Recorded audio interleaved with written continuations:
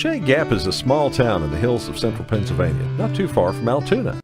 It's one of those places where nothing much happens. But, as in many places like Shea Gap, there often comes a time when the attention of the world is drawn to it, for good or for bad.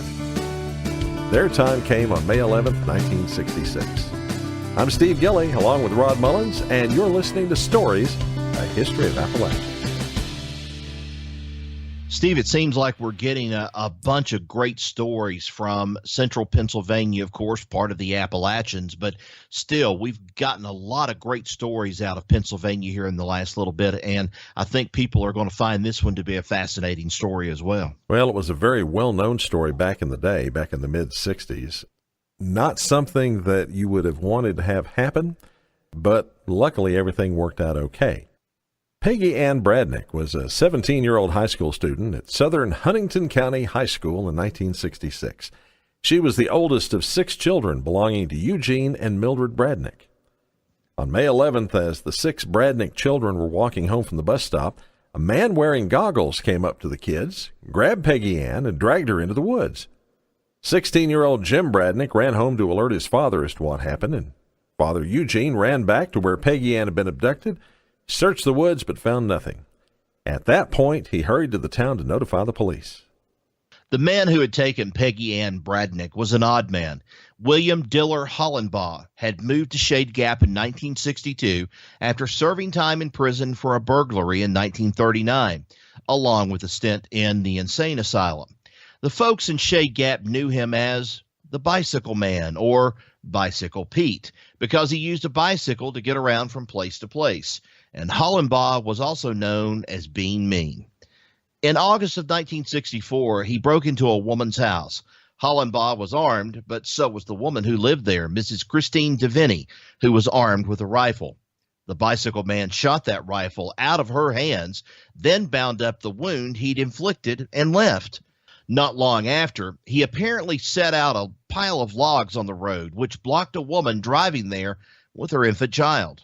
When she stopped, Hollenbaugh shot at the car, breaking the baby's bottle. And on April 16, 1965, a man surprised Hollenbaugh trespassing on his property, and he was shot in the leg. He ended up having to have the leg amputated. As I said, William Diller Hollenbaugh was a mean man. I suppose you're wondering about what happened to Peggy Ann. Well, once he took her into the woods, he took off those goggles and put them in a haversack he was carrying. At that moment, Peggy Ann, recognizing him, blurted out, "You're the Bicycle Man." Hollenbaugh responded by telling Peggy Ann to put on a jacket and a pair of pants he pulled out of his sack, saying that her red dress stuck out like a sore thumb. He then quickly took the girl under the Pennsylvania Turnpike, which was nearby, through a culvert, and out of the immediate area, knowing that her father and the police would soon be doing an extensive search. As they started to move out of the area, Hollenbaugh remembered his dogs and became worried about them. So he and Peggy Ann returned through the culvert under the turnpike and headed to his shack so he could get his animals. Well, once there, he chained Peggy Ann to a tree and tried to get his dogs, but was unsuccessful. He then took the girl to a cave that he dug out of the side of a mountain, Gobbler's Knob, and there he gave her some canned food. They stayed there for a couple of days till Hollenbaugh was able to round up his dogs and bring them back with him. On May 16th, Hollenbaugh burglarized a house, forcing Peggy Ann to come with him. There he found a .32 automatic. Meanwhile, a manhunt was on in Shade Gap. On the 16th, an FBI agent, Terry Ray Anderson, was searching in the vicinity of Gobbler's Knob and spotted one of the Bicycle Man's dogs, so he called to it. Hollenbaugh heard him, then spotted him. He took careful aim and fired, killing Anderson, then 2 tracking dogs Anderson had with him. There were other men with Anderson, and they spotted Peggy Ann, confirming that she was still alive, which was a great relief to the family. That evening, the Bicycle Man and Peggy Ann went to a hunting lodge in Burke Cabins. There, they found a car parked outside. There was an outside wash house there, and the two moved into it to hide that night.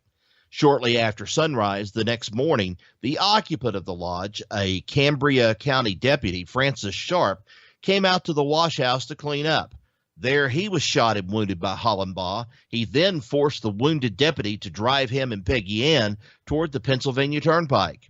As they went out of the area of the lodge, they encountered a cattle gate, which the deputy went to open as Hollenbaugh ordered. As he did so, he called out to other officers that were nearby that the suspect was in the car with the girl. At that, Hollenbaugh began firing through the car windows at the officers, then grabbed Peggy Ann and got out, running and firing until they got down to a farmhouse on US 522. Now the hunt for Peggy Ann had blossomed into the largest manhunt in American history at the time.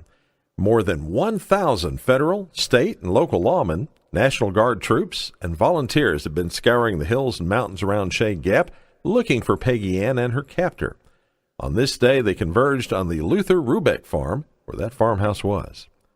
Well, the bicycle man opened fire with a pistol as the massive force approached. He made it up to the porch of the farmhouse with Peggy Ann. It was there that 2 shots rang out at the same time, one fired by 15-year-old Larry Rubeck from the farmhouse itself, and the other by a Pennsylvania state trooper. One shot hit Hollenbaugh, killing him. Now, some controversy, Rod, came up about this shot.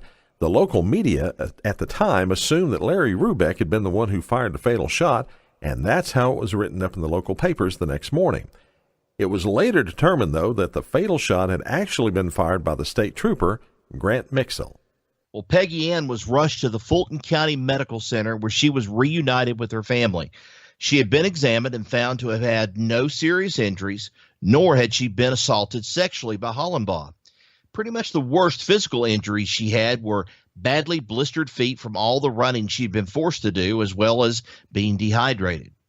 Well, Peggy Ann went on to lead a fairly normal life. She has come back out in public in recent years, speaking publicly about her ordeal at the Fulton County Historical Society's Fall Folk Festival in 2008 and in 2010. And she's also spoken before the Historical Society as late as 2016 on the 50th anniversary of the kidnapping. She also appeared at a ceremony honoring fallen FBI agent Terry Anderson in 2011.